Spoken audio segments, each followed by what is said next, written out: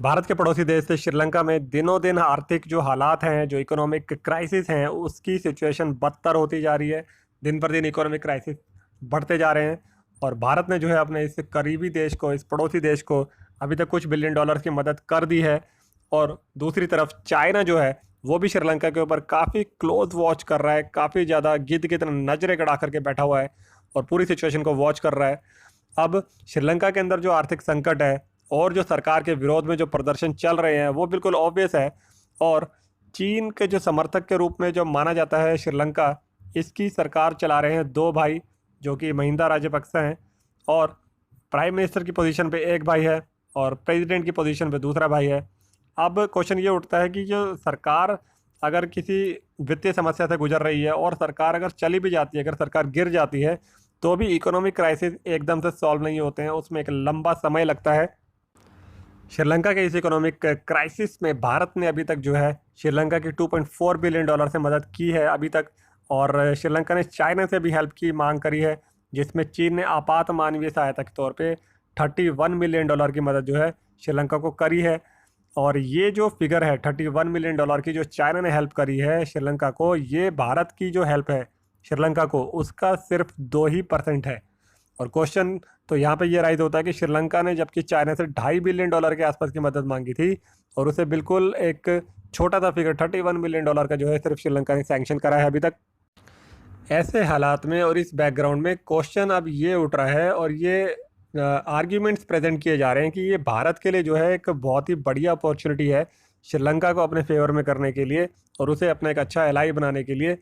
Arguments ये दिए जा रहे हैं कि चाइना ने जो है एक एक फ्रॉड टाइप से करा है, अपनी जो मदद करने की जो उसकी एक इमेज है उसको जो है उसने बट्टा लगा दिया है, क्योंकि वो मदद नहीं कर रहा है। जो डिफरेंट डिफरेंट कंट्रीज़ हैं उनको लोन्स देता है और उन्हें फंसा देता है, उनको जो है उस जाल में फंसा देता है। तो ये एक अपॉर्चुनिटी है, जबकि इंडिया जो है विदाउट एनी पर्पस जो है श्रीलंका को मदद कर रहा है। और जो बेल्ट एंड रोड जो इनिशिएटिव है श्रीलंका का, वो भी एक सफ़ेद हाथी बन के रह गया, वो भी आगे प्रोसीड नहीं कर रहा है।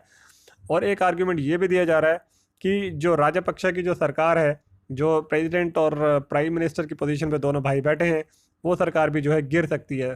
तो नए चुनाव होंगे तो नई जो सरकार होगी वो चाइना को जो है प्रोजेक्ट्स ना लौट करके और उसको ज़्यादा तवज्जो ना दे करके भारत को जो है तवज्जो दोगी। तो आर्ग्यूमेंट ये दिए जा रहे हैं कि भारत के पास एक अच्छा अपॉर्चुनिटी है श्रीलंका को मदद करने का और उसे अपने साथ लेने का।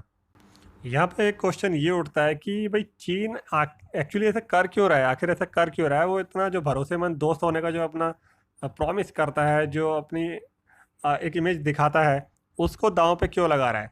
और 2013 से लेके अभी तक जो बेल्ट एंड रोड इनिशिएटिव है चाइना का, उस पर लगभग 800 बिलियन डॉलर वो खर्च कर चुका है।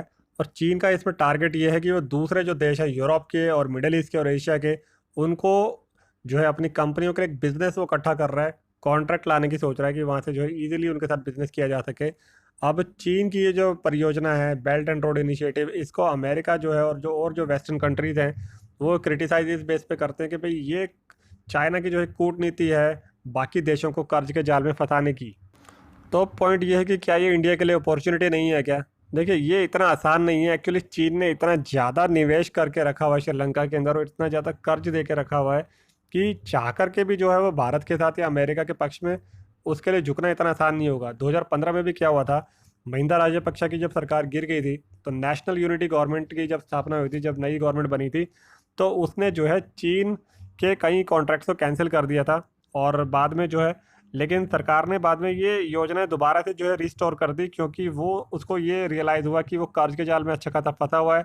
और चीन के साथ दोबारा से उसने जो है बातचीत करनी शुरू कर दी, क्योंकि जो चाइना की कंपनीज थी उन्होंने जो है अच्छा खासा मुआवजा उनसे क्लेम कर लिया, क्योंकि उनके कॉन्ट्रैक्ट कैंसिल कर दिए गए। तो जब उन्हें मुश्किल पड़ी तो उन्होंने ना तो कॉन्ट्रैक्ट जो है पनिशमेंट के तौर पे, पेनल्टी के तौर पे पेमेंट करी श्रीलंका की सरकार ने, बल्कि दोबारा से उनके सारे कॉन्ट्रैक्ट भी जो है उन्होंने रिस्टोर कर दिए। तो ऐसे में अगर इंडिया की कोई कंपनी जो है ये प्लान करती है कि वो चाइनीज़ प्रोजेक्ट्स को टेक ओवर कर लेगी, तो बदले में कॉम्पनसेशन इंडियन कंपनीज को चुकाना पड़ेगा, जो कि इतना फिजिबल नहीं है। तो चालाकी यहाँ पे चीन की ये है कि श्रीलंका को अच्छे खासे जाल में जो है उसने फंसा लिया है।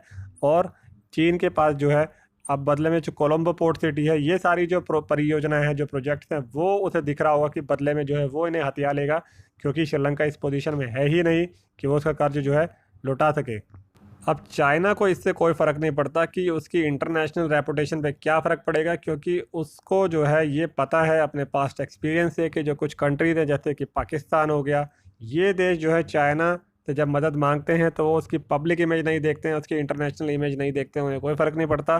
वो चाइना से इमेज जो है पैसा इसलिए मांगते हैं क्योंकि उनको जो है एक्चुअल में पैसे की ज़रूरत है और उनके पास पैसा नहीं है।